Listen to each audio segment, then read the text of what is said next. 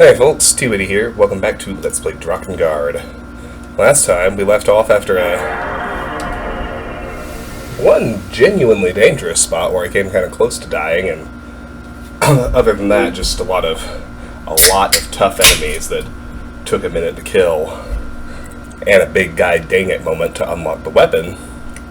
We're about to level up at least at the start of this episode. Square Enix. We had to we had to hop on our dragon and race to the end of the map inside 2 minutes. Get the poleaxe, Sorrowborn, which we are now about to level up. When that's done, we'll be back to story missions. Exciting stuff, right? Wait. What am I doing? Nope. I got all confused. But not for long.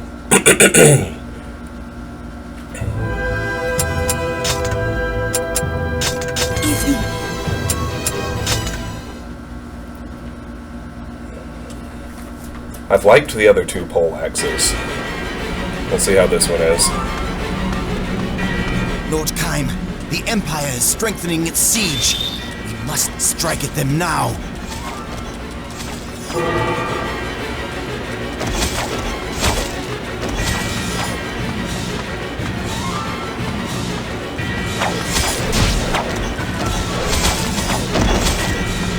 It's slow compared to Moonfire. That's not favorite.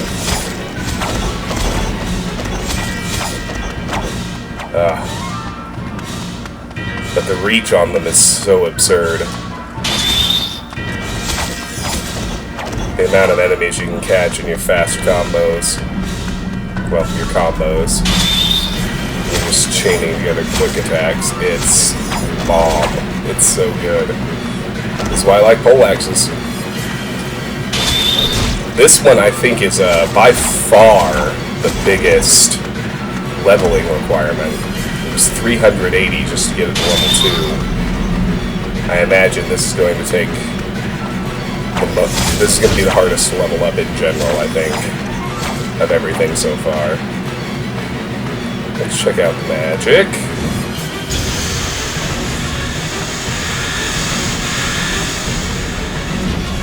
Much like some other spells we've already seen, but it seems pretty good. Which is worth quite a bit.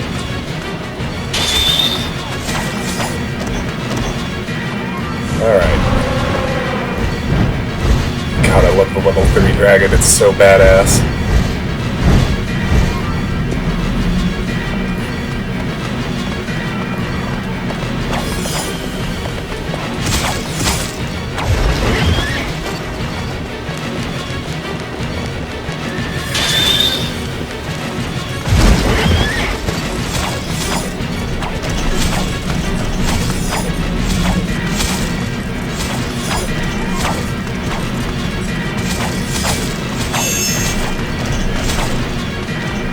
Boom. Roasted, as they say.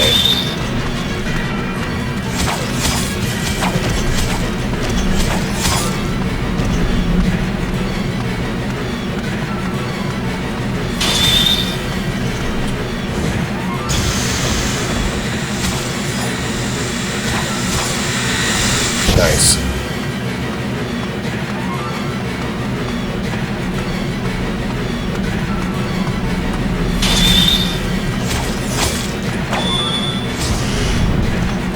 Don't try finishers, they're too slow. Magic and dash attacks are awesome.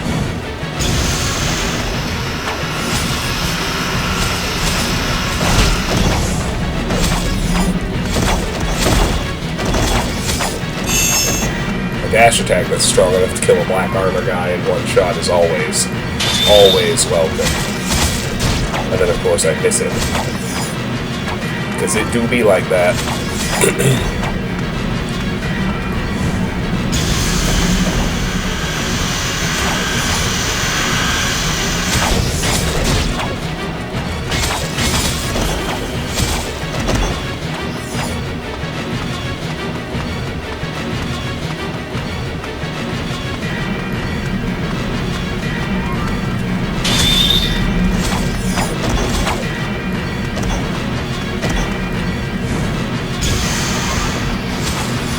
a pretty good weapon. Like I'm still not sure if I like it better than Moonfire or not, but it's not quite as easy to use, but it's significantly more powerful in ways that are pretty awesome. And the reach is awesome too.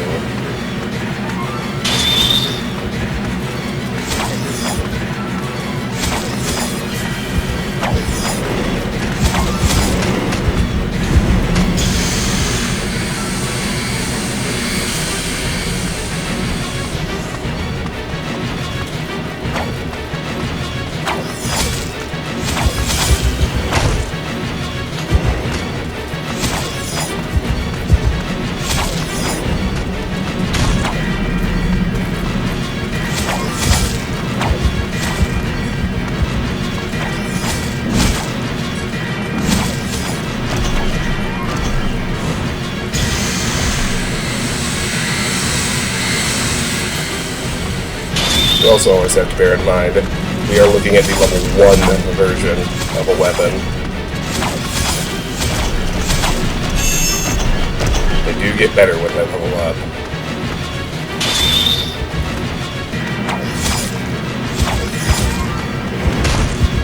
What the hell was that?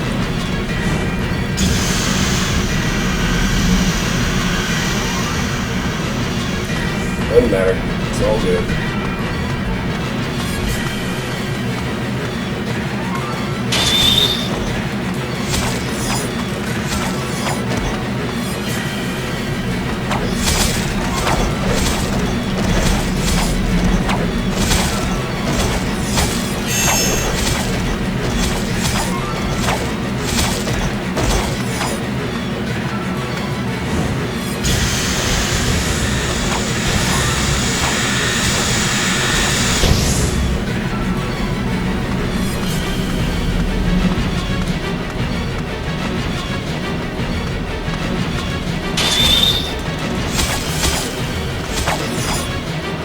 Oh boy, a work email. Well, I was waiting on it.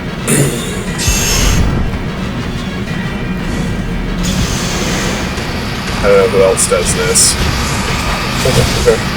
I'm a big fan of, you know, taking a little recording break whenever I get the ball into someone else's court on the current work project. It's like, okay, now, rather than just twiddle my thumbs while I wait for this email, I'll do a little recording now, because why not?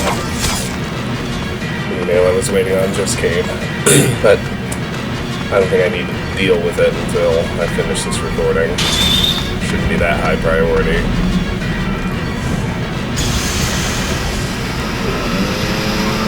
Yeah.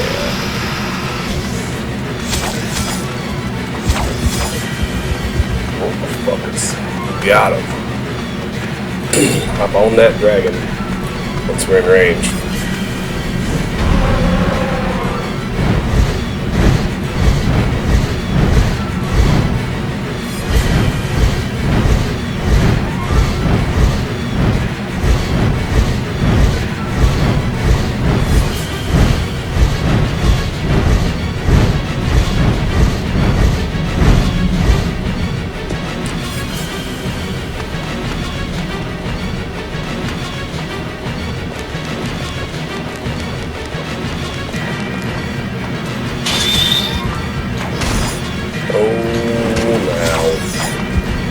I don't like that.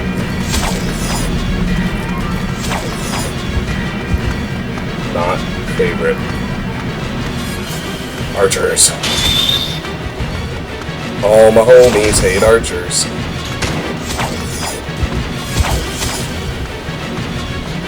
Even now, after all this time, I've got dealing with them basically down to a science, and I still hate them. Absolutely, I do.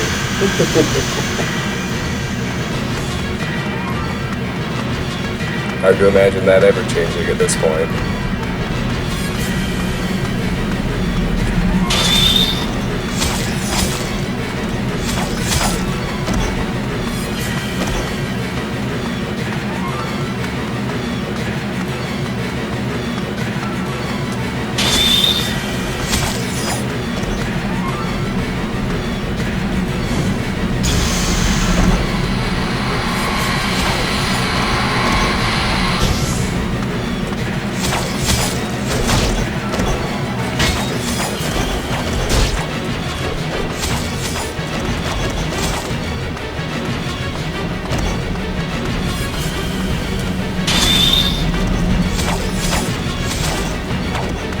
Beautiful.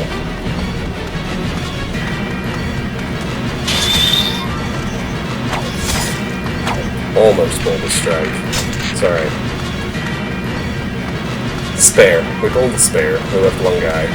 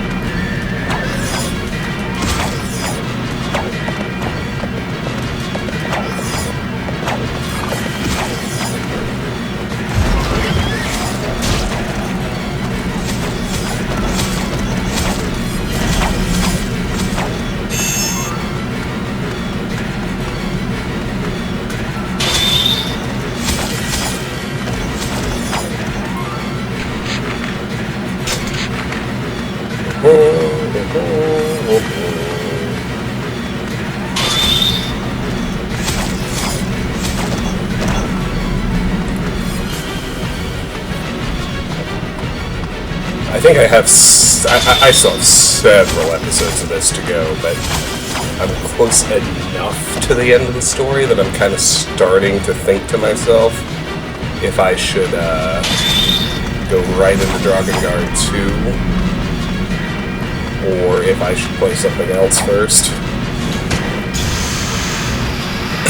I'm leaning toward.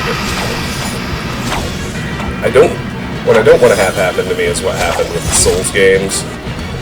Like, I was so fired up about them after the first one. I played 3 in a row. And granted, part of it is Dark Souls 2 is not as good as Demon Souls or Dark Souls 1, but by the end of Dark Souls 2, I mean, there was a gap, but there were gaps, but they were really small, and it's like, by the end of Dark Souls 2, I had lost the enthusiasm for those games. I was really sick of them, so I'm leaning toward going forward, not playing entries in a particular series right back to back to back in front of each other, and then whatever you want to call it, but rather implementing delays just to have some variety so I don't get sick of a particular type of game. Like, so I think when I finish Drakengard, I'm gonna play Drakengard 2 afterward, but probably not immediately. Take a break and do something else.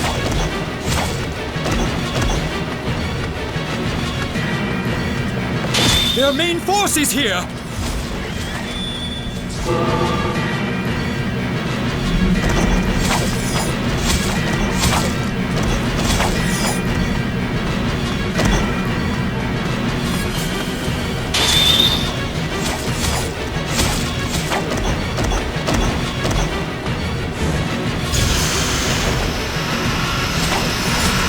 But we'll see. I may change my mind. My mood may shift. You never know.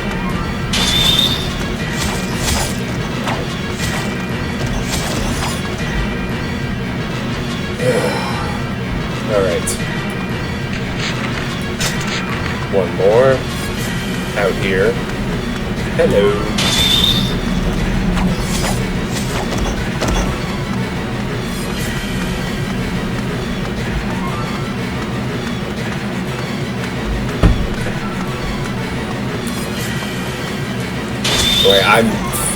I'm sure that I'll play something else before I play Drakengard 2. Precisely like that thinking. I'm not certain yet, but it's definitely informed by knowing this is already, I think, my longest series by quite a bit, and there's still a lot more content left to go in this one.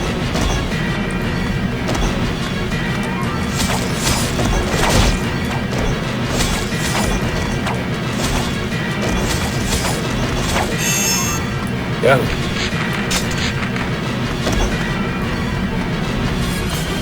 But we'll see. Nothing's definite till it happens.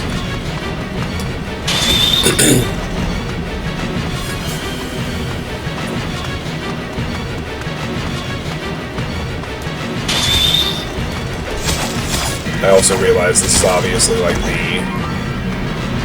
the first iteration on the concept, and I've talked about I do enjoy this game. The loop is fun. Once you get good at the combat, it's pretty engaging.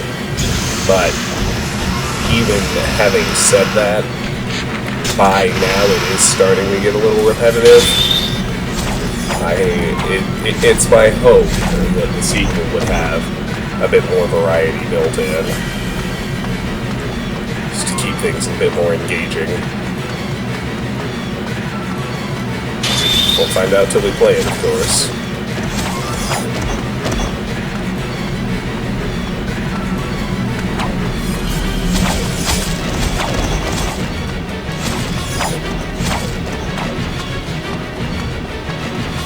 I know people really like the Nier series.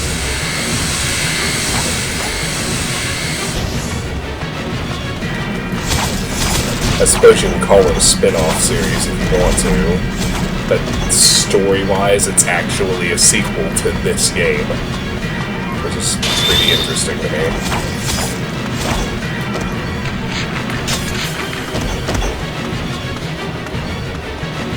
Yeah, it's the Nier series. Like, I know Yoko Taro now is a very, very renowned game designer and creator.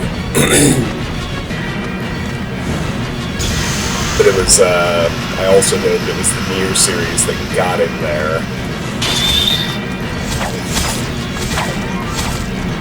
I'm always curious, like, unless, you know, generally speaking, I will always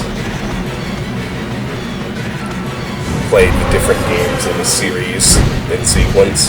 The only exception on the channel is when my Patreons choose,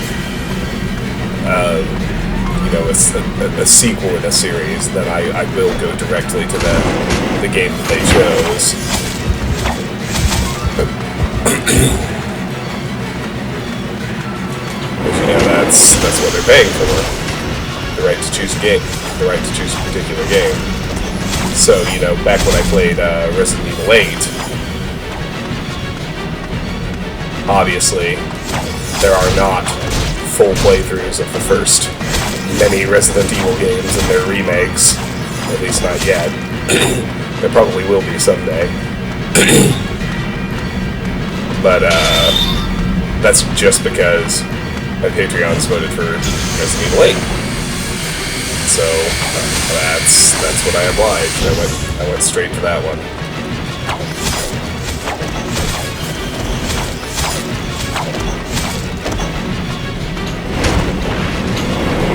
Oh, wow.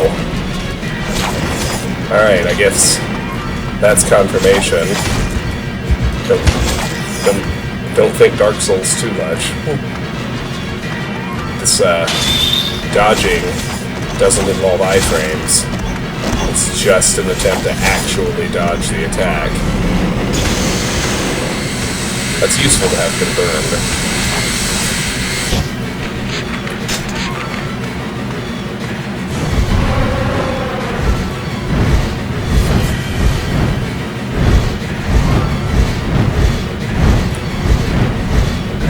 The only reason this weapon's not getting me good combos is because it's too strong and is killing enemies too fast. I need to bear in mind that when I do go to the next story mission, which I can already tell you is going to be in the next episode because we're already at 20 minutes, when that happens, I keep forgetting they are able to interrupt dash attacks. I may not like it, but it's a known thing. I shouldn't get grumpy about it, should I? It's been a long time since one of those douchebags managed to knock me down. It's alright, we got him. I say that just to remind myself that this will probably be a terrific weapon to use in the next story mission. Because nothing's better than poleaxes at getting combos because of the insane reach they have. You can walk into a pack of enemies and swing it around and consistently hit every single enemy in the group. They're just dying too fast. That won't happen in the story missions I'm currently playing with the much tougher enemies. Worth remembering. Okay, riddle me this. How is he close enough to the spell to get pushed back, but too far away to take damage? Imperial guards have been deployed! Nice. Alright, I don't need to get full health, we can go straight to the melee. We're definitely going to have to play this more than once. We might even have to do 2 full ones or close to it for the first time. That hasn't happened yet, but I think we are getting into the most powerful weapons in the game now, and naturally, as they should, they take significantly longer to level up.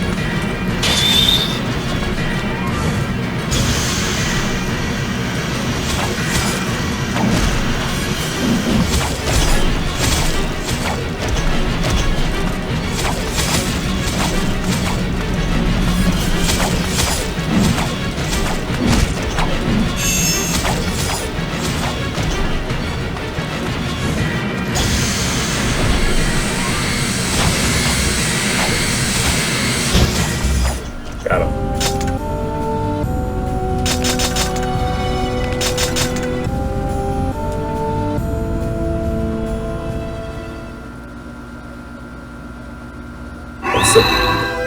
Wow.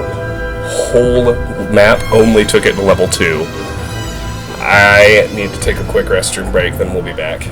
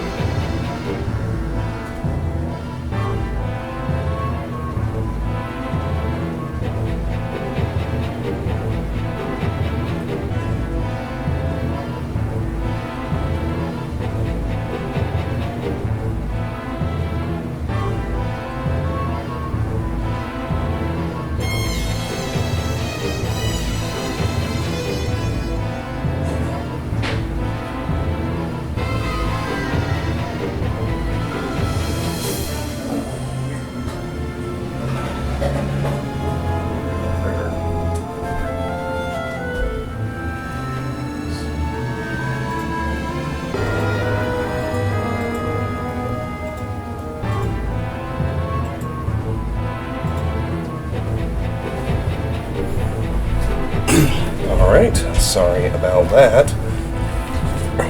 But holy cow. Sorrowborn is now at level 2. Attack increased 24 to 36. Combos increased 4 to 7. Magic attack is cold kill level 2. That's all there is to it. Let's jump back in. 827 kills. That's only at level 2. That feels like the game trying to tell me this is the best weapon so far. Let's find out. By the flowing stream over the hills and through the fields they played. With a crown of dayflowers and a ring of lavender, they promised themselves to each other for all eternity. Only 3 kills to get to level 3, though. So yeah, I guess we're going to do the entire expedition again. Just to... Lord Kaim, the Empire is strengthening its siege. We must strike at them now. Well, that may not be wise. But I also don't see why not.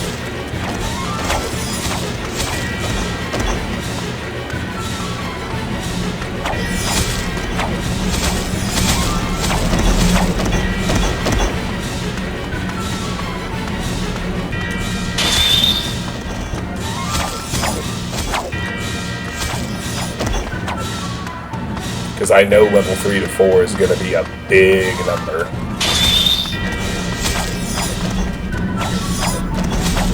So let's see, what's 8? So it's 830 total to get it to level 3. 830 minus 380 is 530, so it's 450 to get it from level 2 to level 3. Level 3 to level 4 is probably in the ballpark of 500. Like, I don't know for sure. I think we should just do it all again. That seems quickest.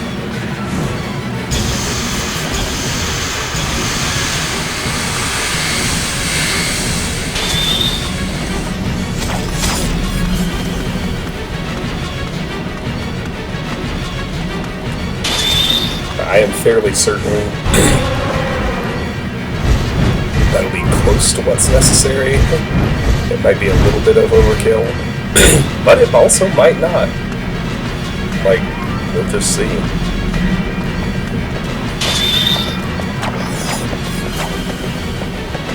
Get over here. But also, to be attack power 36 and only be level 2. That is bonkers strong. We're one-shotting cavalry with our fast attacks. This is the highest attack power weapon I have, full stop. It has the reach and amazing combos of the poleaxe.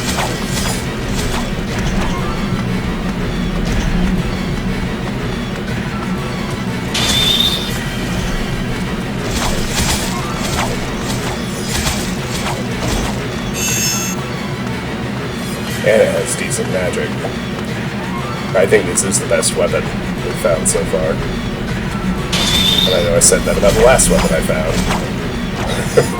I think it's true in both instances.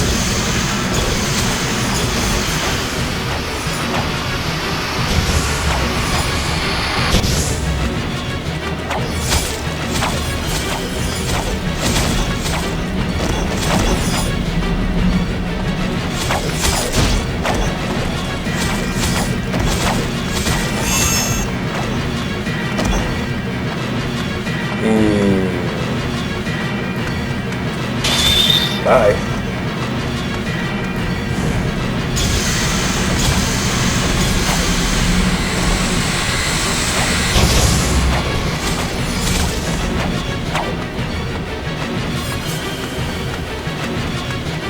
Even at level 1 was great. Level 2, this thing is a beast. Just look at it go.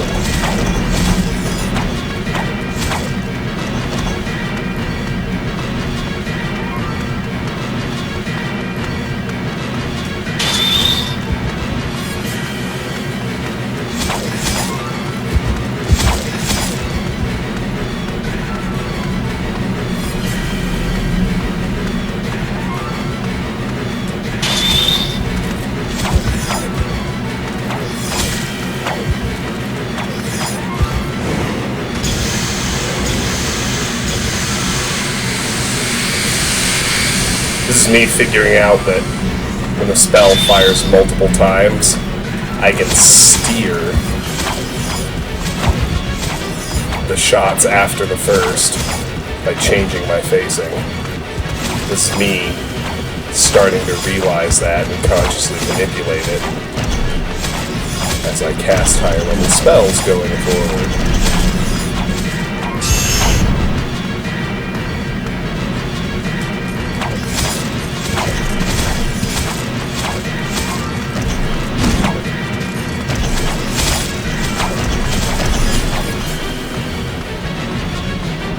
Watch.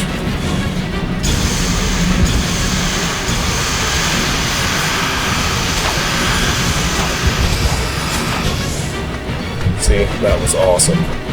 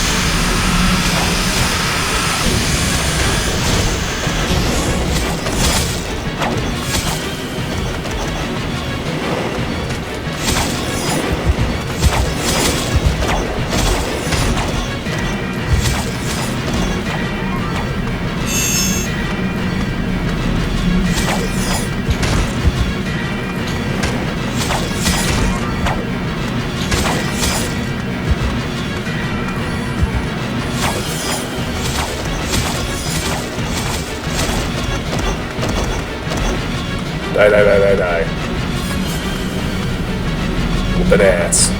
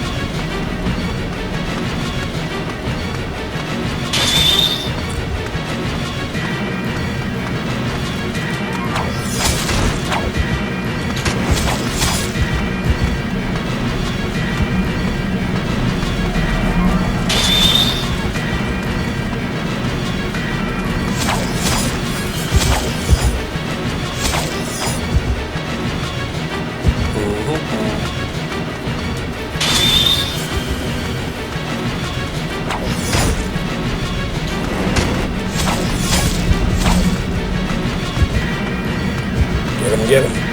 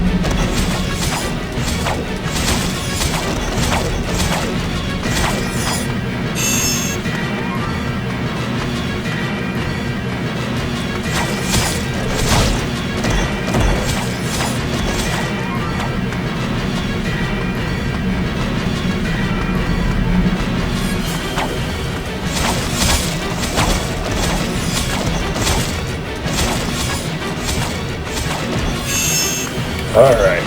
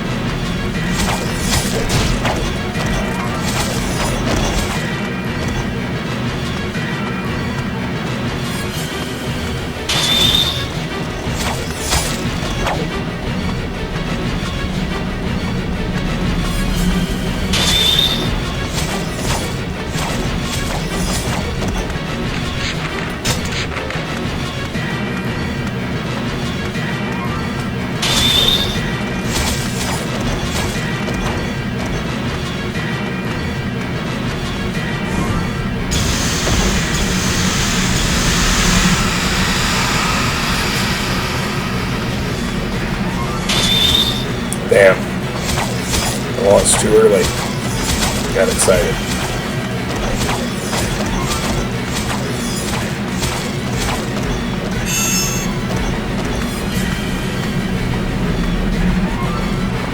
Their main force is here!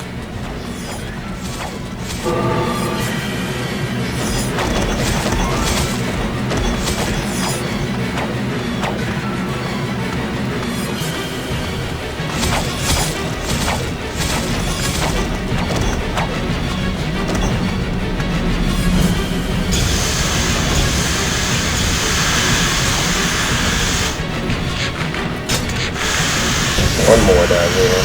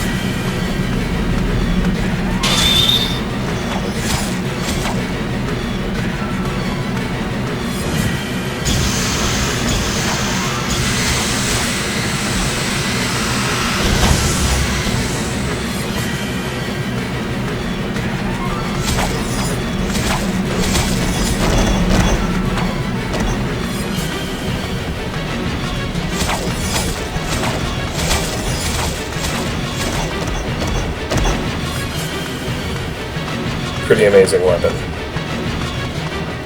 This is level 2. I'm just... wow.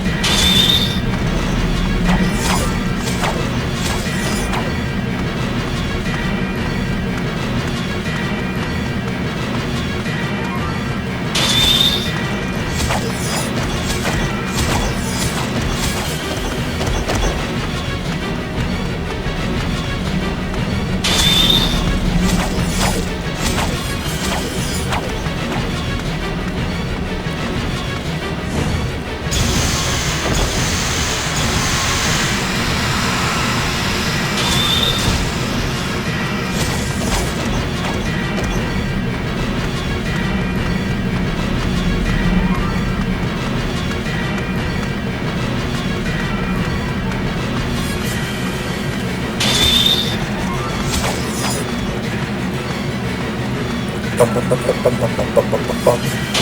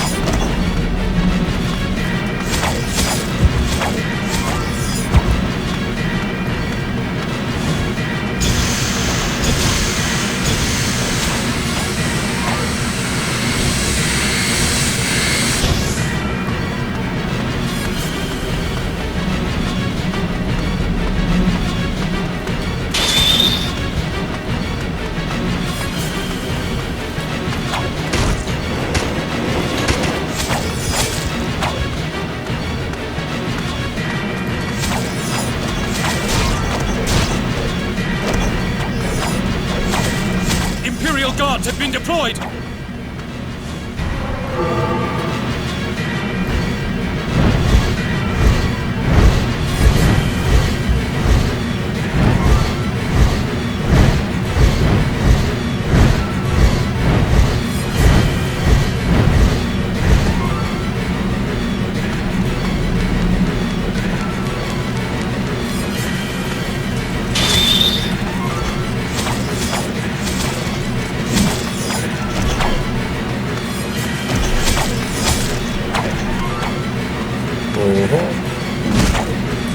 Well, I sure hope this is enough.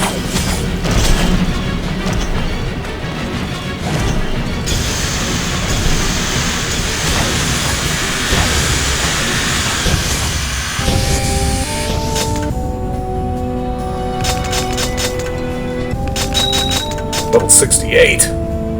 Let's go, Kime.